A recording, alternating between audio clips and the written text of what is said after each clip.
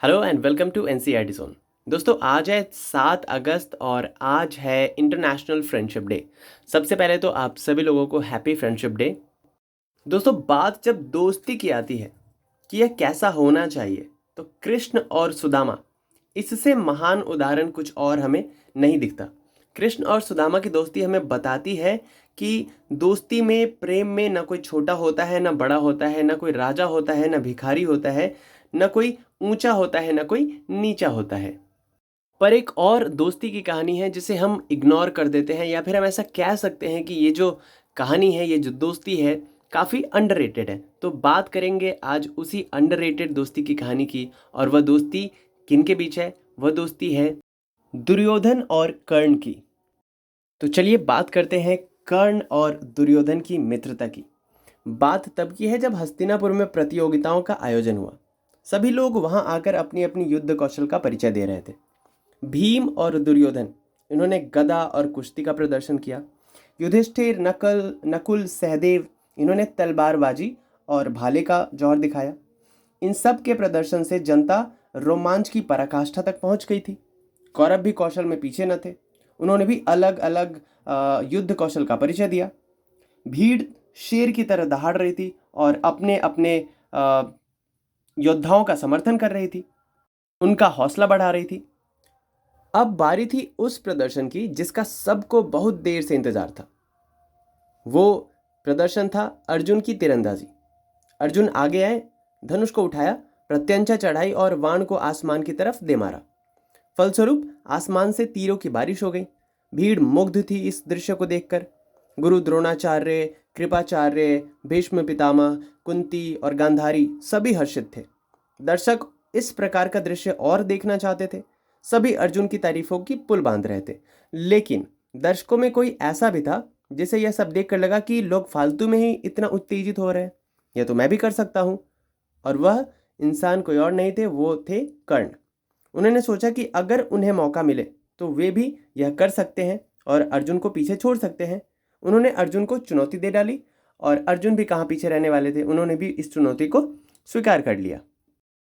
लेकिन गुरु द्रोणाचार्य हतप्रभ थे, यह देखकर कि यह कौन है जो अर्जुन की बराबरी करने का दावा करता है, वो भी तीरंदाजी में। द्रोणाचार्य थोड़े चिंतित भी हुए।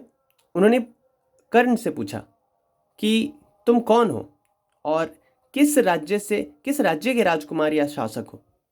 कर्ण ने सोचा कि अगर असलियत सबको पता चली कि वह छोटी जाति से है तो कोई उन्हें यह मौका नहीं देने वाला।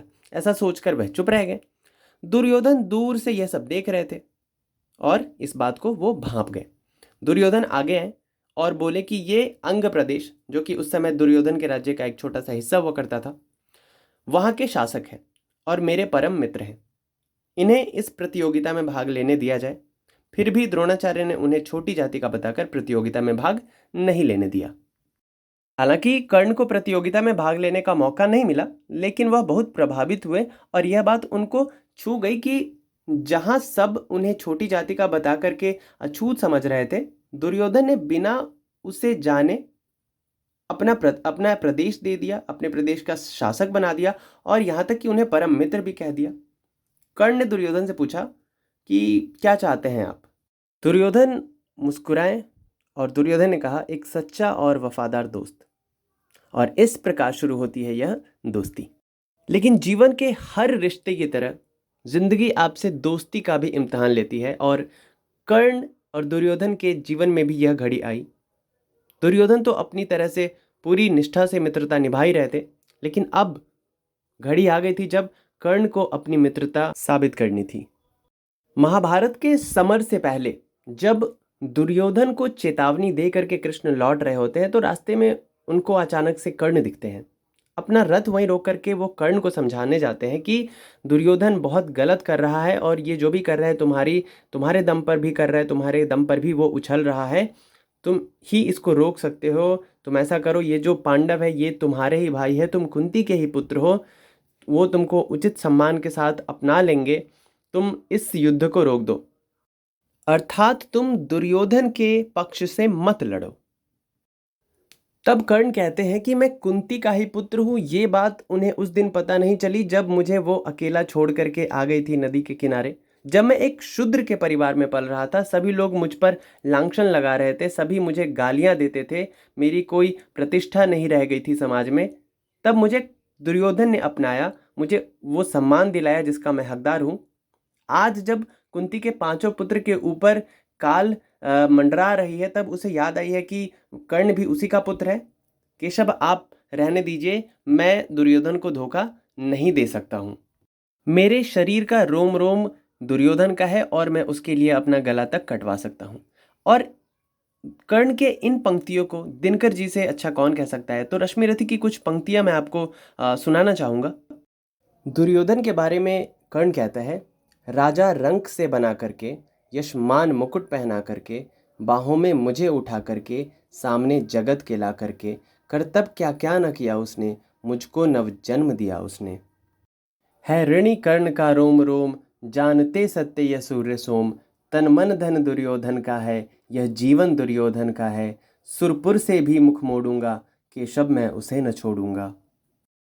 सच है मेरी है आस उसे, मुझ पर अटूट विश्वास उसे। हाँ सच है मेरे ही बल पर, ठाना है उसने महासमर, पर मैं कैसा पापी हूँगा, दुर्योधन को धोखा दूंगा। रह साथ सदा खेला खाया, सौभाग्य सुयश उससे पाया।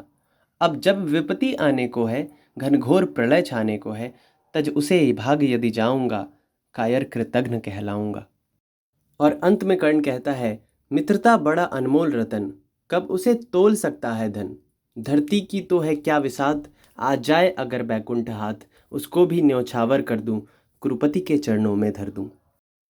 तो कर्ण की मित्रता ऐसी थी, कर्ण की वफादारी ऐसी थी कि उसके सामने स्वयं भगवान थे और उसके मना करने पे भी, भगवान के मना करने पे भी कर्ण अपने मित्रता से पीछे नहीं हटा। भले ही दुर्योधन गलत पक्ष में था, सही पक्ष में था, उसको मतलब नहीं था, उसके लिए सबसे बड़ी बात थी उसकी मित्रता। तो कर्ण और दुर्योधन की मित्रता से हमें क्या सीखना है, हम क्या सीख सकते हैं, इंसान क्या सीख सकता है कि ट्रस्ट ट्रस्ट जो होना चाहिए अपने मित्र पे, वो दुर्योधन की तरह होना चाहिए, और लॉयल्टी जो होनी चाहिए वो कर्ण वाली होनी चाहिए। एक बार फिर से आप सभी को हैप्पी फ्रेंडशिप डे। अगर वीडियो अच्छी लगी हो तो शेयर करेंगे, लाइक करेंगे, कमेंट करेंगे और सब्सक्राइब करेंगे चैनल को। Thank you very much.